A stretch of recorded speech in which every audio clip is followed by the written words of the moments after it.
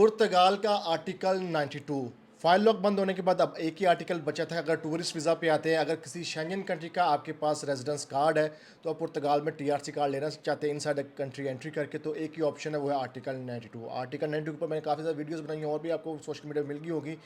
तो भाई आर्टिकल 92 में अभी कितना टाइम लग रहा है? क्या आर्टिकल 92 का जो लॉज हैं वो चेंज हो गए हैं? क्या आइमा नई पॉलिसी चेंज करने जा रही है? किन लोगों को कार्ड मिलेगा, किन लोगों को कार्ड नहीं मिलेगा? ये वीडियो का टॉपिक बड़ा इंपॉर्टेंट है, वीडियो को लास्ट तक आपने लाजमी देखा है। वीडियो कंटिन्यू करने से पहले आप सबसे रिक्वेस्ट है कि चैनल को सब्सक्राइब लाजमी कर दीजिएगा। अगर आपको लीगल असिस्टेंस चाहिए आर्टिकल 92 के लिए, नेशनलिटी एप्लीकेशन के लिए, किसी भी आर्टिकल के लिए या वीज़ा एप्लीकेशन D2 D7 के लिए, तो आप टीम से कॉन्टैक्ट कर सकते हैं व्हाट्सअप के ऊपर। हमारी लॉ फॉर्म है, कोई कंसल्टेंसी फॉर्म नहीं है, चलते फिरते एजेंट नहीं है, चलते फिरते सोशल मीडिया पे एजेंट ही नहीं करते। अल्हम्दुलिल्लाह एक स्टेबल लॉ फॉर्म है जहाँ पुर्तगीज़ लोग बैठ के काम करते हैं, पुर्तगीज़ स्टाफ काम करता है और लीगल सर्विसेज प्रोवाइड की जाती हैं। बाकी आप सर्विसेज के लिए आप कॉन्टैक्ट कर सकते हैं। सबसे पहले जी वीडियो कंटिन्यू करने से पहले आप सबको ये एक मैसेज, जो कमेंट मेरी एक रिसेंट वीडियो पे यूट्यूब पे आया, भाई ने कहा जी चीमा साहब सही पैसा छापा तूने जंटी करके, सुना है आर्टिकल 92 का सही चूना लगाया 8-10 हज़ार का। भाई 8-10 हज़ार यूरो की क्या वैल्यू है? आपकी माइंड सेट जो है ना वही बड़ा नेगेटिव और लो लेवल का है। 8-10 हज़ार में भाई यहाँ पे कोई इतने पैसे नहीं है। यहाँ पे आपको सबसे पहले बात बता दूँ, 2021 से मैं सर्विसेज प्रोवाइड कर रहा हूँ।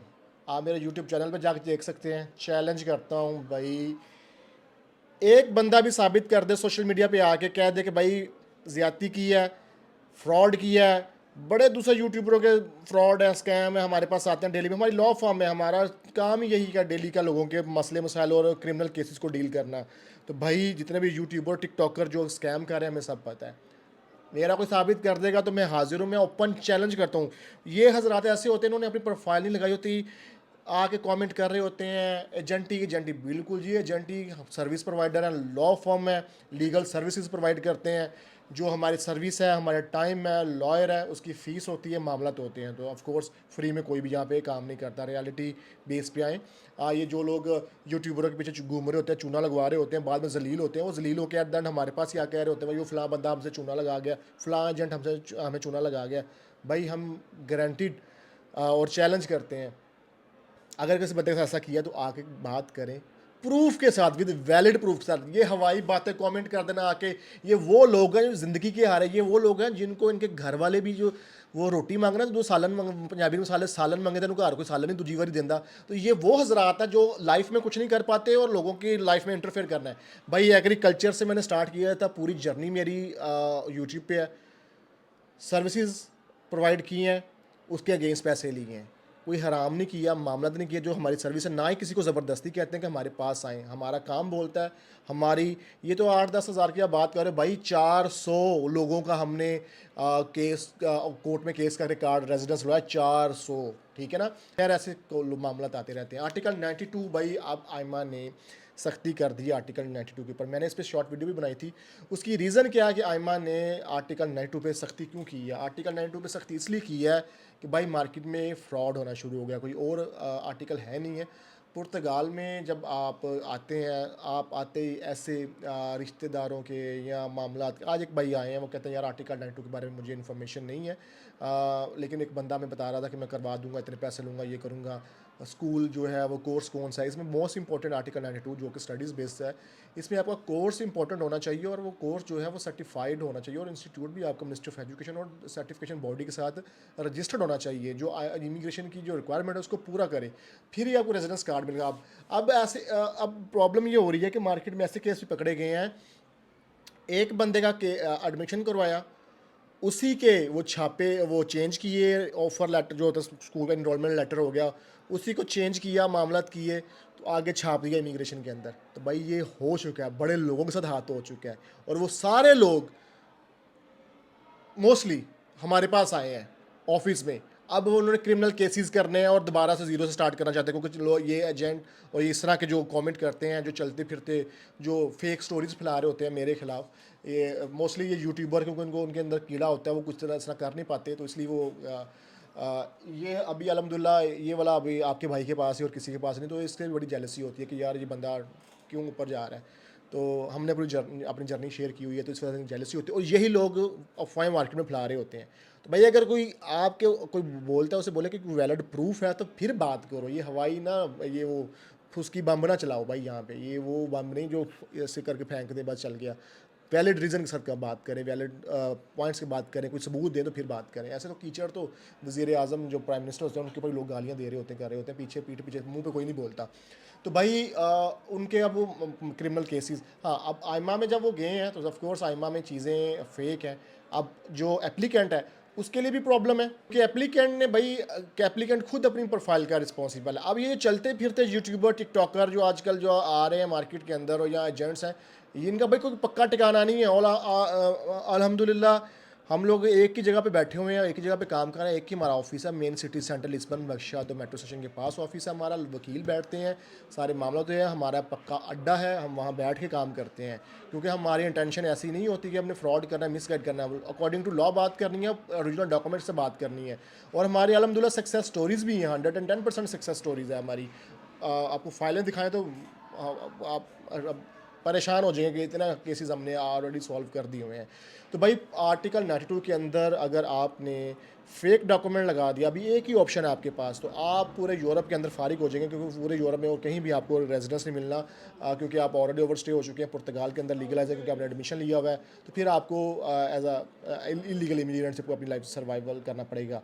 अब जो हजरात लीगल वे में ये मामला कर रहे हैं उनके लिए भी सख्तियाँ हो रही हैं। उसके लिए क्या सख्तियाँ हो रही हैं? डॉक्यूमेंट इमिग्रेशन की तरफ से एक्स्ट्रा डॉक्यूमेंट्स मांगे जा रहे हैं, जो कि बहुत से एजेंट हजरात को इन डॉक्यूमेंट्स का पता ही नहीं है।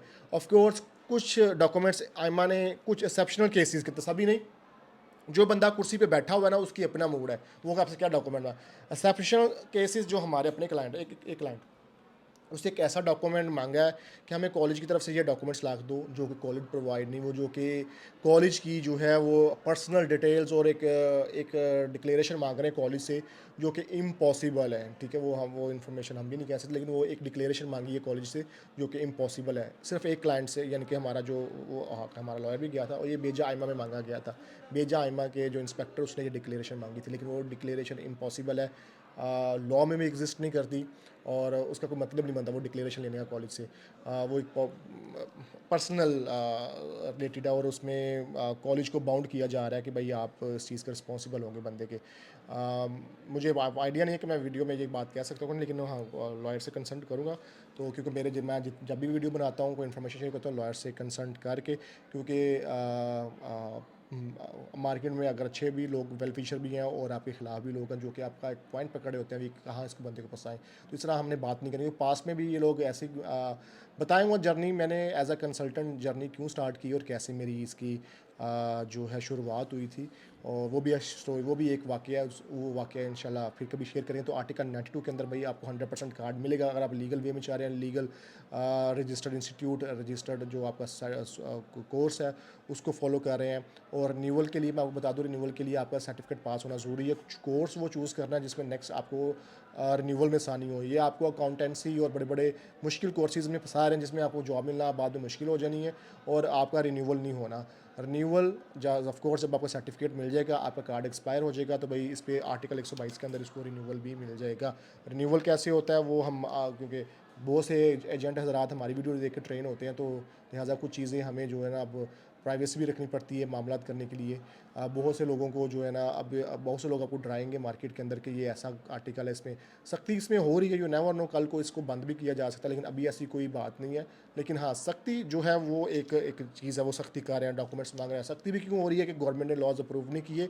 अब वो जो एग्जिस्टिंग चीज़ें हैं उसके अंदर सख्ती कर रही है गवर्नमेंट कि भाई इनको उधर कंट्रोल किया जाए। ये मामला आता है, कंट्रोल करना बनता भी है। उसकी रीज़न ये है कि जब फेक डॉक्यूमेंट्स फेक स्कूलों के वो लगा के जमा करवाएंगे। अभी मैंने न्यूज़ सुना था कुछ देसी लोग अरेस्ट हुए हैं जिन्होंने 2 नंबर मामला किए थे, जो 2 नंबर डॉक्यूमेंट्स में इन्वॉल्व थे इन चीज़ों में, तो उनको अरेस्ट किया गया। तो सख्ती भाई बहुत ज़्यादा हो गई है। तो लिहाजा जब आप इस आर्टिकल में जाना चाहते हैं तो आपने इसको केयरफुली स्कूल चेक करना है, कोर्स चेक करना है, कोशिश करें लॉयर हायर करें, वकील हायर करें जो कि आपका लीगल वे में लेके चले और लीगल मामलात करे। बहुत से अफलातून कहते हैं ये हो जाएगा, वो हो जाएगा, वो ऐसा है, वो कोर्स ऐसा है, वो ऐसा है। भाई जब रिफ्यूज़ल आता है ना, आप लोग गलत गाइड करते हो ना, किसी की लाइफ से खेलते हो, वो फिर आगे आपको सारी ज़िंदगी गालियाँ दे रहा होता है। हमारे पास आते हैं लोग उनको गालियाँ दे रहे होते हैं, बददुआएँ दे रहे होते हैं, यकीन करें कि इसने हमारा बेड़ा गर्क कर दिया, उस बंदे ने फलाँ कर दिया, फलाँ दिया। कुछ लोग हज़रात ऐसे हैं जो कि लोगों को एडमिशन करवा के ब्लैकमेल करते हैं, मामलात करते हैं। तो भाई ऐसे लोगों से आपने बचना है, ऑथेंटिक वे में चलें। हमारी कंसल्टेंसी लेनी है, हमको ज़बरदस्ती नहीं किसी को कहते, हमारा काम बोलता है। अल्हम्दुलिल्लाह सब कुछ सोशल मीडिया के ऊपर है। तो हमारी सर्विसेज आते हैं तो डायरेक्ट ऑफिस करें, पोर्तुगीज़ लॉयर के थ्रू काम होता है हमारा, लीगल वे में होता है। और अल्हम्दुलिल्लाह अभी तक हमारा कोई 400 केसेस फाइल कर चुके हैं, एक भी रिफ्यूज़ल नहीं है अल्हम्दुलिल्लाह। तो यही वजह से इन लोगों की फटती है, जलती है, तो ये लोग इस तरह की अफ़वाहें फैलाते हैं मार्केट के अंदर। मेरा ख्याल है भाई को भी सुकून मिल गया होगा, आंसर मिल गया होगा। अगर नहीं मिला तो फिर आप ऐसे ही करते रहे, हमने आगे ग्रो करते रहना है। और वेरी सुन हम एक बहुत बड़ा प्रोजेक्ट लॉन्च कर रहे हैं इंशाल्लाह, यूरोपियन मार्केट के अंदर, स्पेशली पुर्तगाल की मार्केट के अंदर, फिर यूरोपियन मार्केट के अंदर वर्ल्ड वाइड इसको एक्सपेंड करेंगे, शेयर करेंगे आपके साथ जल्द, जो कि इमिग्रेंट्स के लिए भी फ़ायदेमंद होगा और हमारे लिए तो फ़ायदेमंद होगा ही होगा। मिलते हैं नेक्स्ट वीडियो में एक नई इन्फॉर्मेशन, नई टॉपिक के साथ, एक नई मोटिवेशन के साथ। अपना बहुत सारा ख्याल रखिएगा। अल्लाह हाफिज़।